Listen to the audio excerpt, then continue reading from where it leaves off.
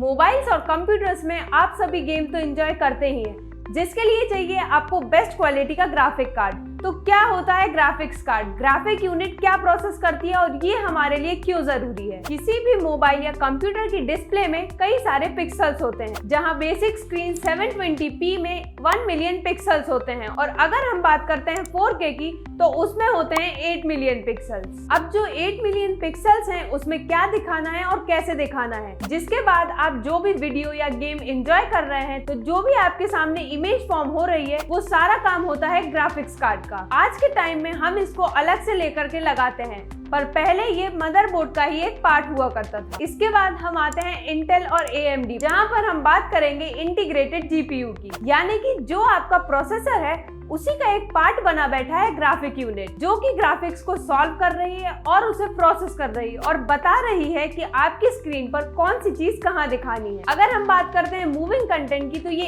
1 second में 7 बार होती है। तो ये जो 1 मिलियन पिक्सल्स है 720p स्क्रीन के, तो ये 1 सेकंड में उसको भी 60 बार प्रोसेस करती है। ग्राफिक कार्ड का अपना एक मदरबोर्ड होता है, अपना एक रैम होता है और अपना ही एक प्रोसेसर होता है, जिसे हम ग्राफिक प्रोसेसिंग यूनिट भी कहते हैं। तो जैसा कि आपने रैम तो सुना ही होगा, तो कंप्यूटर में कितनी जीबी की रैम होती है। रैम की अपनी एक स्पीड होती है और अपनी ही एक कैपेसिटी होती है, और साथ ही में जो GPU है उसकी भी अपनी एक स्पीड होती है। ऐसे में जो कंप्लीट कॉम्बिनेशन है उसे आप अटैच करते हैं अपने ग्राफिक कार्ड को अपने मदरबोर्ड से, जो कि होता है नॉर्मल PCI, जिसके बाद उसको सिग्नल मिलते हैं अपने प्रोसेसर से कि आपकी स्क्रीन पर उसको क्या डिस्प्ले करवाना है। इसके बाद का जो सारा काम है वो करता है आपका ग्राफिक कार्ड। तो यहाँ हम बात करते हैं GPU और CPU के मेन डिफरेंस की। CPU जो कि जनरल पर्पस के बहुत सारे काम करता है, लेकिन GPU जो कि सिर्फ ग्राफिक्स के मामले में एक्सपर्ट है, जहां पर ये होता है कि जो भी इमेज दिखाई जानी हो